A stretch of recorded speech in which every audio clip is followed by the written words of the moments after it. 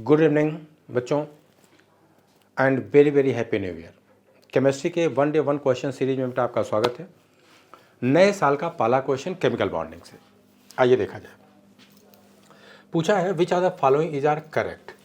पहला है carbon carbon bond length in CaC2। जब CaC2 को आप देखोगे तो इसका मतलब क्या हो गया, C2-2। इसका बॉन्ड आर्डर निकालेंगे तो बॉन्ड आर्डर क्या आ जाएगा, 3। Will be more than that of this.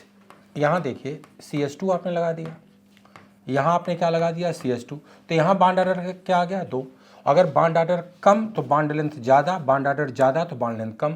और ये बोल क्या रहे हैं कि यह विल बी मोर, तो इसका मतलब ये तो गलत हो गया, ये छोटा होना चाहिए, बड़ा थोड़ी ना होगा। ठीक, अगले पे देखिए।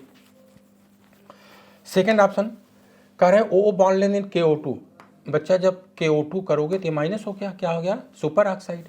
और Na2O2 की बात करोगे तो ये क्या हो जाएगा, पर ऑक्साइड। अब पर ऑक्साइड में जब बॉन्ड आर्डर निकालोगे तो क्या आ जाएगा, 1। और 6 दूनी 12 1 13, यहाँ बॉन्ड आर्डर क्या आ जाएगा, 1.5। अब बोल रहे हैं ओ bond length in this is more than this, गलत हो गया। ये बॉन्ड लेंथ छोटी होगी, ये बॉन्ड लेंथ बड़ी होगी, ये भी गलत हो गया। तीसरे को पढ़िए, ओ बॉन्ड लेंथ इन O2PTF6। बेटा O2 यहाँ क्या है, प्लस। इसका जब आप बॉन्ड आर्डर निकालोगे 6 दूनी 12 चला गया 11, 11 का मतलब क्या है, 2.5। Will be less then KO2। और अभी KO2 में आपने देखा है क्या, O2 माइनस है, पर ऑक्साइड है, तो यहाँ बॉन्ड आर्डर 2.5 है और यहाँ बॉन्ड आर्डर क्या आ गया, 1.5। तो अगर बॉन्ड आर्डर कम आ गया तो बॉन्ड लेंथ इसकी क्या हो जाएगी, ज़्यादा हो जाएगी। तो कह रहे हैं ओ bond length in this will be less than this, बिल्कुल सही है, इसका बॉन्ड आर्डर ज़्यादा और इसका बॉन्ड आर्डर कम आएगा। तो राइट आंसर कौन सा हो गया, 3rd। ठीक, और चौथा दे रहे हैं ऑल आर करेक्ट, उसका कोई मतलब नहीं हो। यहाँ देखो दिया गया था क्या, bond length is inversely proportional to bond order. तो सबका बॉन्ड आर्डर हम लोगों ने देख लिया, जिसकी बॉन्ड लेंथ कम उसका बॉन्ड आर्डर, जिसका बॉन्ड आर्डर कम उसकी बॉन्ड लेंथ ज़्यादा। ठीक, अब आज वाला क्वेश्चन देख लिया जाए।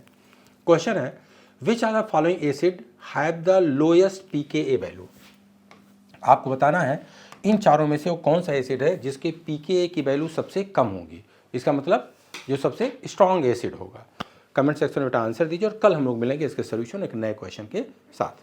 तब तक के लिए पढ़ते रहिए, न्यू ईयर एंजॉय कीजिए, लेकिन पढ़ना ना भूलना बेटा, मस्त रहिए। Thank you very much.